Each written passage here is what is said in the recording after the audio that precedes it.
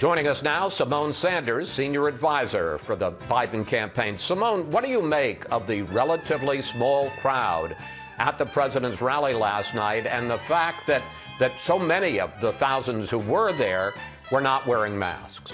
Look, Donald Trump's debacle of a rally last night will long be remembered. Lest we not forget, the president's campaign required that folks who were attending his rally sign a waiver so that if they were to get sick with the coronavirus, that the campaign would not be held liable. But I think the most damning thing from that rally last night, Chris, was in fact the president's admission that he, quote unquote, said to his people to slow down the testing. This is an appalling attempt to lessen the numbers.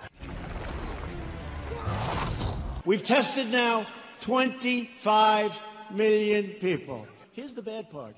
When you do testing to that extent, you're going to find more people. You're going to find more cases.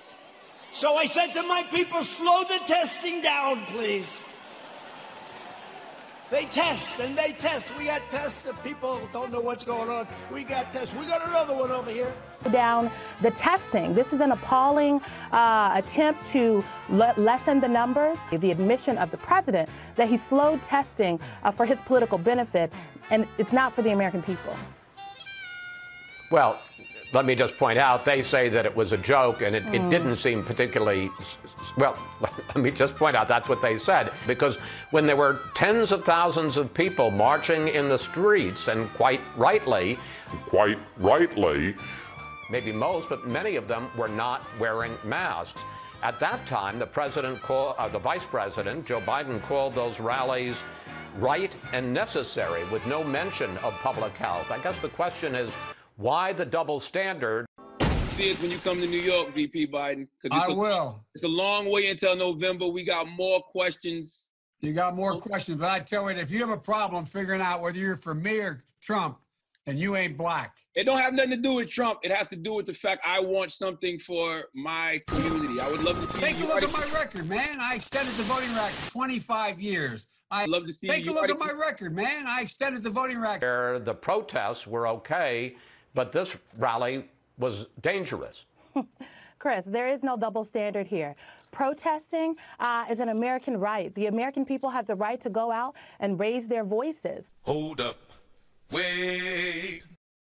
The difference here is, Chris, we are talking about the President of the United States, whose Vice President, by the way, heads the White House Coronavirus Task Force, holding a rally, not following the own precautions that his own public health officials have put out. Bullshit. The difference between folks going out and protesting police brutality and the president planning a rally where 6 of his own advanced staffers before the rally contracted COVID-19.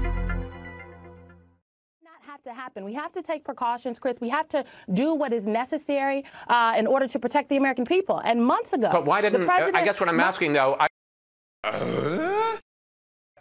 If I may, Simone, I just am asking this one question. Why didn't the vice president, because whether it was indoors or outdoors, whatever the reason for the gathering, there were thousands of people in the streets in these protests. Why didn't Vice President Biden say, look, I understand the concern, but these may be potential super spreaders?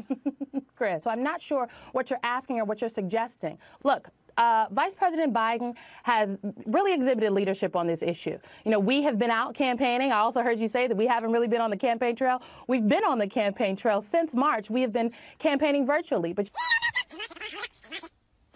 we've been on the campaign trail since March. We have been campaigning virtually. Since March, we have been campaigning virtually. Virtual. Adjective. In effect or essence, if not in fact or reality, imitated, simulated. Virtual. Adjective. Nearly, almost. A relatively recent corruption of meaning, attributed to misuse in advertising and media. Virtual. Adjective. Simulated in a computer or online. We've been on the campaign trail since March. We have been campaigning virtually. Our events are safe. They are socially distant. They adhere with the CDC guidelines. Vice President Biden wears their mask. People participating wearing masks. Because this is about being safe, Chris. This is about ensuring the safety of everyone involved. And what President Trump has demonstrated yesterday is that he actually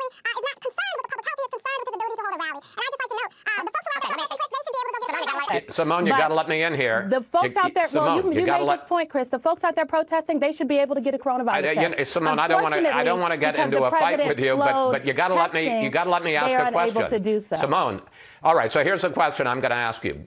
Joe Biden has. You talk about him being on the campaign trail, but I think most people have been struck that he stayed in his Delaware home.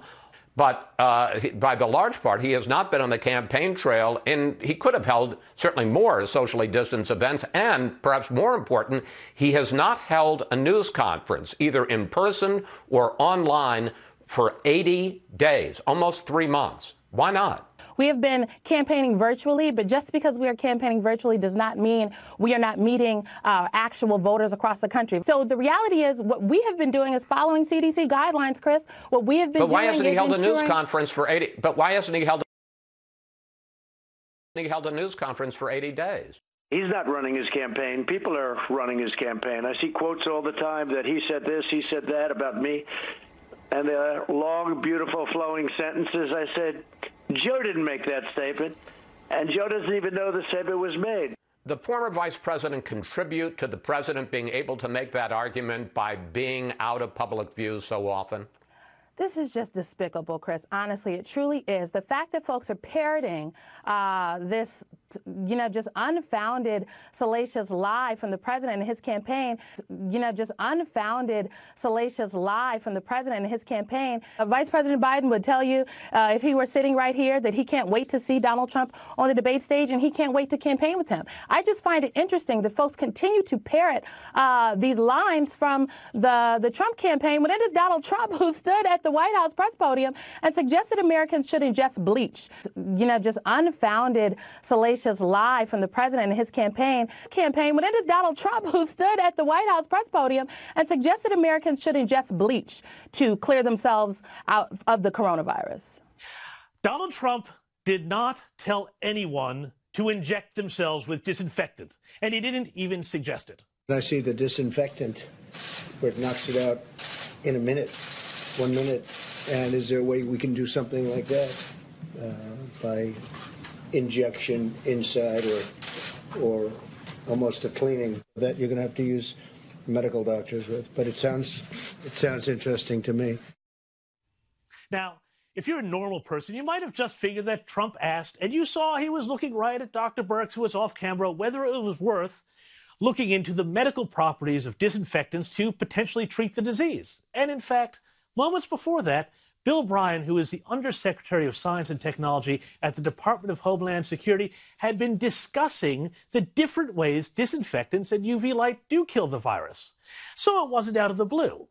But if you're a member of the White House press corps, what you heard was, oh my God, the president just told idiot Americans to inject bleach straight into their veins. He's got blood on his hands. It is Donald Trump who stood at the White House press podium and suggested Americans should ingest bleach to clear themselves out of the coronavirus. We reported on that too, as you know, Simone. I want to put up some new Fox polls, which I think you're going to like. The latest Fox poll shows that Biden is leading President Trump 50% to 38%. With around 3 weeks to go until the U.S. presidential election, a new poll held over the weekend shows Hillary Clinton has a solid 12-point lead over her Republican rival Donald Trump. The Fox News national poll taken from Sunday through Wednesday shows Hillary Clinton ahead of Trump 42 to 39%. That's inside the margin of error, but it is a 6-point drop for Trump since last month. Clinton is now ahead 45 to 38 over Trump in the latest four-way poll. That's a 7-point margin. It's up from 2 points last week. In the head-to-head matchup, Clinton leads 49 to 41. Recent CBS News Battleground Tracker poll now showing Clinton with a 6-point lead ahead of Trump among likely voters. Clinton jumping 10 points since last month with support among women. Trump dipping 4 points. President Trump 50% to 38%. But when asked why they back their candidate, 31% of Biden supporters say it's because of enthusiasm for him, and 63% because they fear Mr. Trump. For the president, it's almost exactly the reverse. Simone, you know, a lead is a lead, but is the lack of enthusiasm for Biden, even among Biden supporters, what you might call an enthusiasm gap, is that a potential problem? No, Chris, it's not. Look, we heard this a lot throughout the primary about an enthusiasm gap, who could and who could not turn out voters. And what we saw in the primaries is that Vice President Biden, in contest after contest, handedly won. Let's get right to those numbers from the Iowa Democratic Party. 62% of precincts reporting from all 99 counties, and here they are. And Joe Biden presently trailing in 4th place. So the delegates basically divided among those 3 Democratic candidates, crashing out Joe Biden, not even 10% of the vote in New Hampshire. We are very confident in our strategy, Chris. We think our voters are excited, but also I think these numbers spell trouble for President Trump. That this is a referendum, this election will be a referendum on his presidency, on his lack of leadership, and how his actions have directly affected the American people. Simone, we're going to have to leave it there. Thank you. And he's going to come out, I believe, Monday night. He's already kind of tipped it's going to be this very anti-Clinton speech. And when he's backed in a corner, his modus operandi is to get even nastier. And I think that's going to backfire on him. Yeah, I think it's going to continue. It won't work I don't think he has any moves. I actually have a prediction. I was saying this to Mike. I was like, he has never been in the public eye as getting bashed. He's not used to that. I could actually see him. I see the way this story ends, and I'd love to hear at some point him bowing out and going home. I don't see him. If you look at every president who's lost an election, that would be thin-skinned. If you look at everybody, Bob Dole and Al Gore, for some reason, Mitt Romney, these people end up getting labeled losers, which they shouldn't. They ran for the highest office in the world. And Donald Trump, I don't think in his here's the problem. I think at some point, the way this ends, those guys, you think he might just? I think at some point he takes his toys and goes home. I think that's the way this ends. You know, Mike Barnacle, really the difference between, and I've heard other people say that too, the difference between Donald Trump and everybody else, all these other guys, whether you talk about Bob Dole or Mitt Romney or whomever. I'm saying unfairly they get labeled that way. They were politicians for life. That was their life's work. Donald Trump, he's talked about it, joked about it, but somebody very close to Trump and the organization said, always remember, it's not about politics. It's all about the brand. It's all about business. His brand is getting beat up.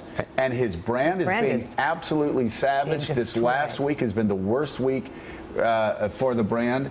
And if it continues, you know, and if he gets branded a monumental loser, well, who knows what happens? I want you to know I don't automatically wash my hands every time I go to the bathroom, okay? Can you deal with that? Sometimes I do, sometimes I don't. You know when I wash my hands? When I shit on them. That's the only time.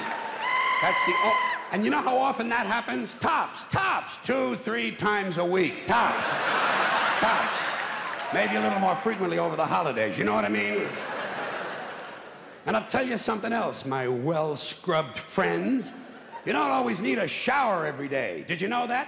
It's overkill. Unless you work out or work outdoors or for some reason come in intimate contact with huge amounts of filth and garbage every day, you don't always need a shower. All you really need to do is to wash the 4 key areas. Armpits, asshole, crotch, and teeth. Got that? Armpits, asshole, crotch, and teeth. In fact, you can save yourself a whole lot of time if you simply use the same brush on all 4 areas.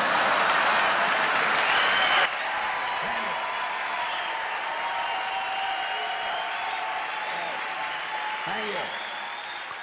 I appreciate it.